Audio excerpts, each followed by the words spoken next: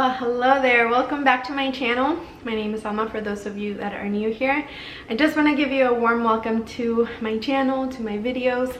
This specific video is part of a series that I do every Wednesday. I talk about spiritual related content, really anything that I feel inspired to share, because why not? I am a mom of 2 boys. I live in Raleigh, North Carolina with my husband. I am certified through the Wishers College to do a consultation where I help people to connect with their team of spirit guides and have a 2-way communication with them. I am also an educator of filming and editing using just your phone.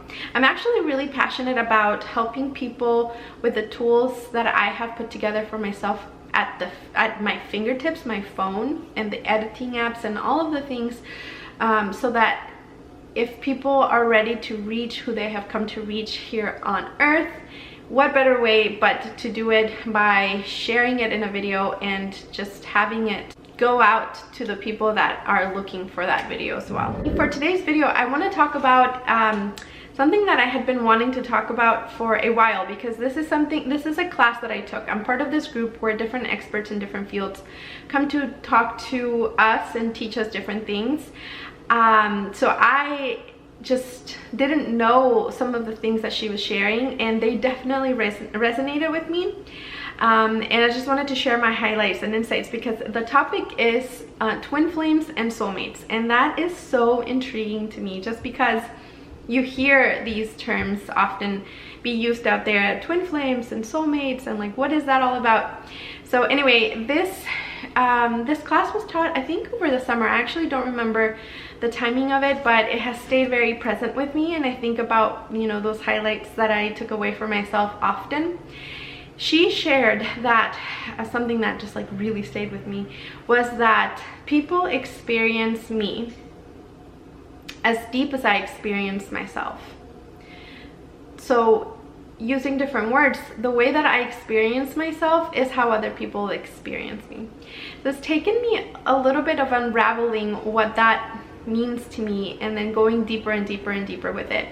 And what I've come to lately that I've been thinking and just hitting those aha moments of like, how can I expect anybody else in any relationship, whether that's romantic, friendship, you know, family, to do for me what I won't do for myself, just in different areas? And that has really just been present with me lately, and has helped me get closer and closer to just really embracing myself and loving on myself, just redirecting all of the love that I so freely give everybody, and just remembering to point it back at me.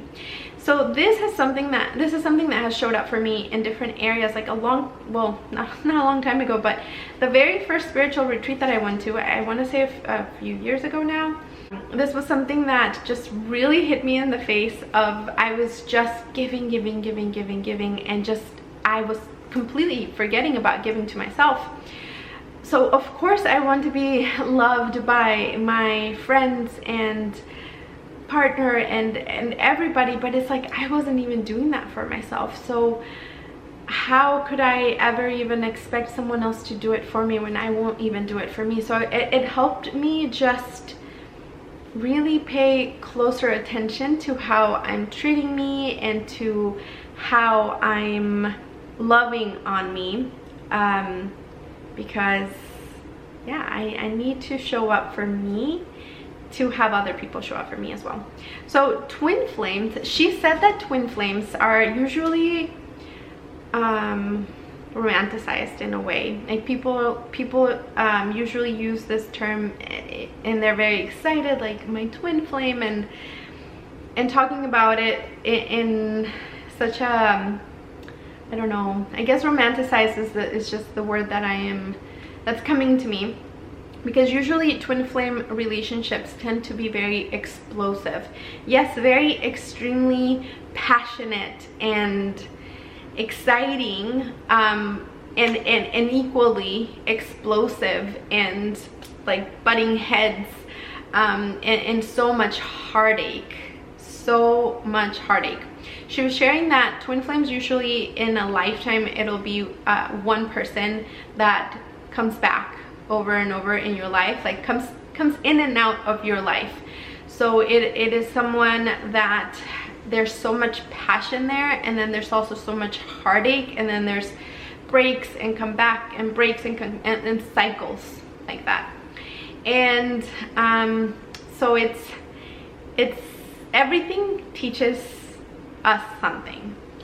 And twin flames are like mirrors.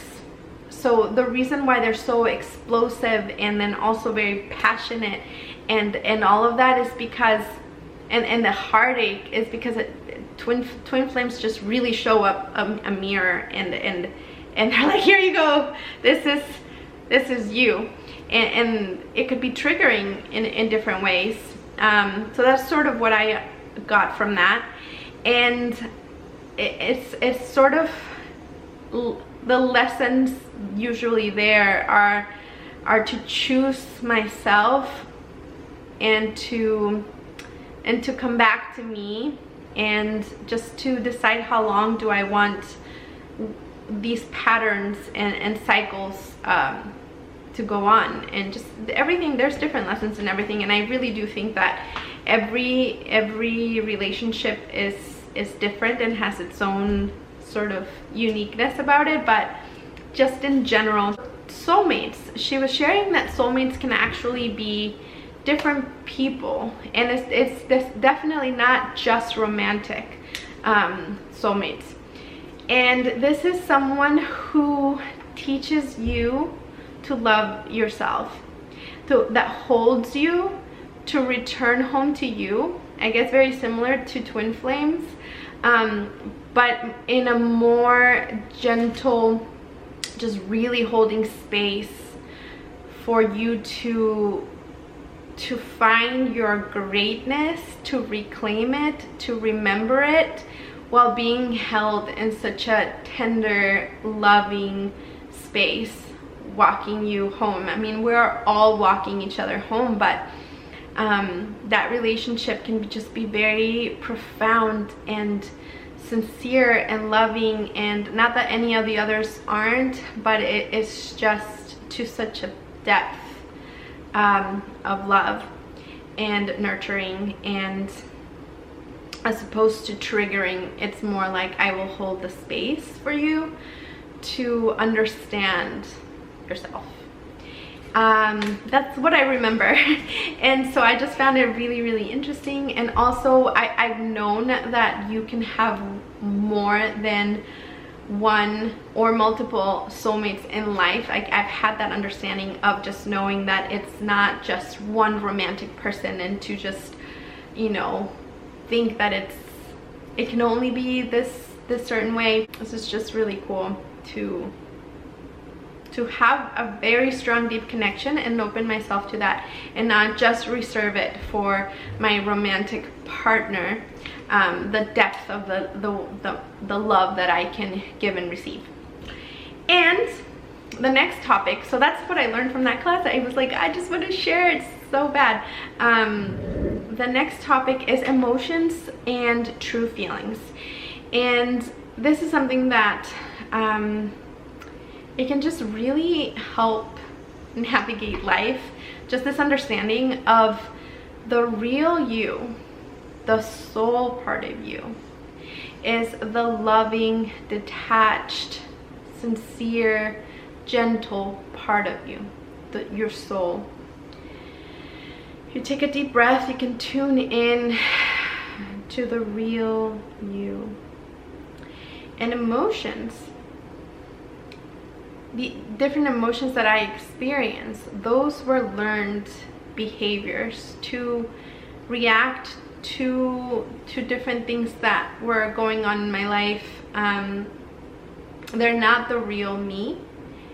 They're how I communicate different things.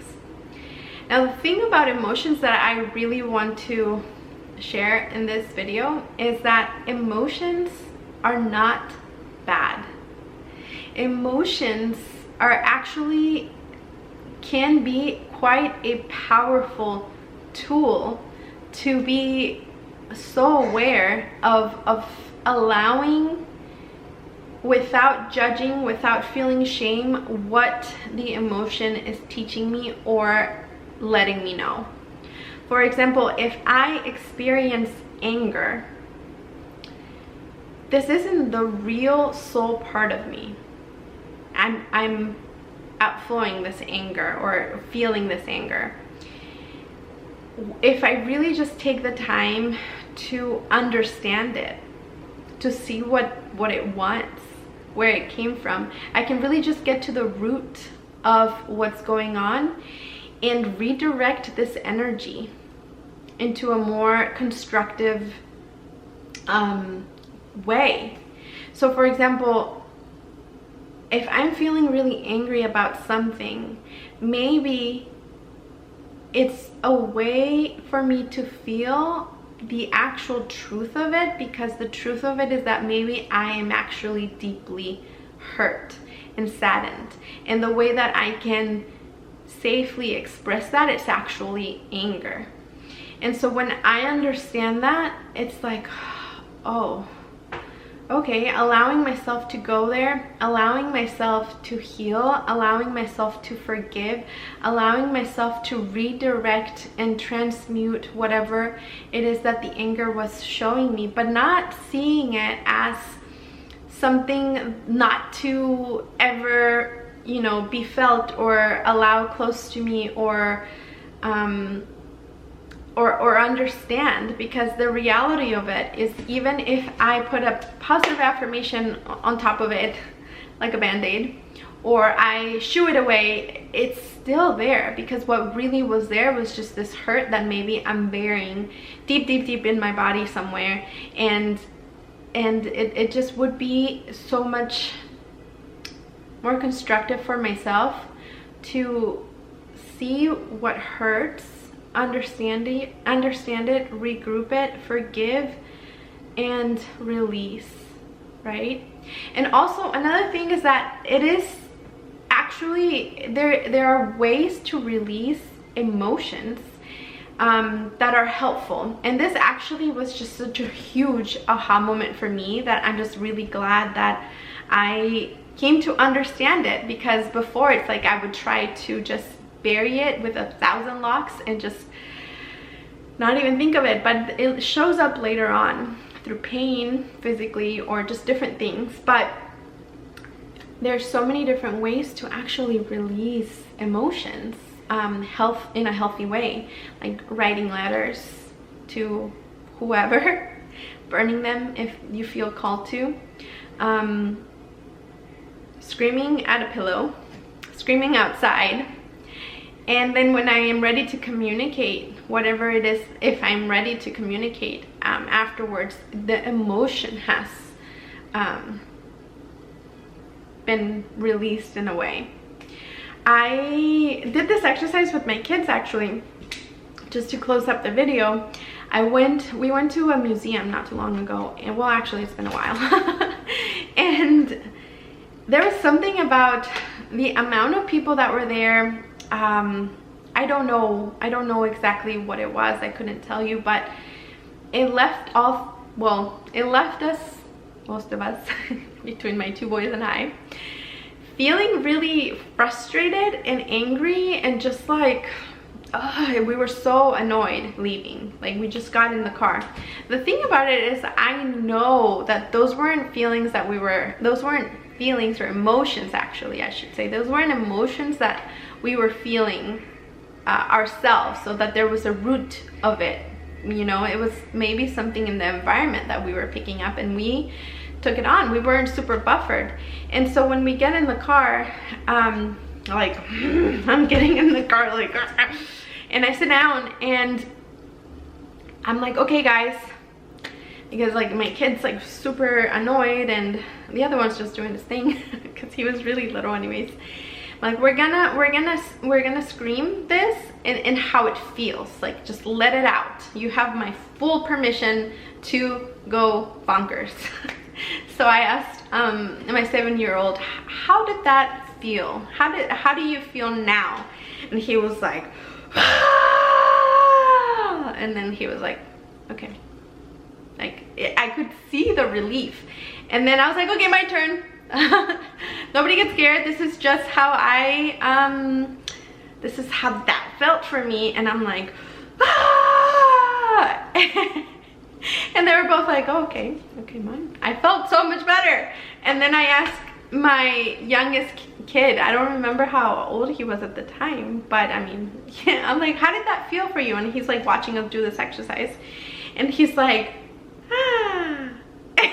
And looks around, because that was not part of his experience at all, but he was just there like looking at us like, okay, like totally accepting of this exercise and participated. But his release was just the state that he was in, and then I was like, okay, thank you. Like, no right or wrong here, just everybody just share that and share that. I said that kind of funny, and release it. And then we were able to move on in the rest of our evening, instead of carrying that and not knowing why I'm even annoyed, and then possibly even directing that, you know, at someone else.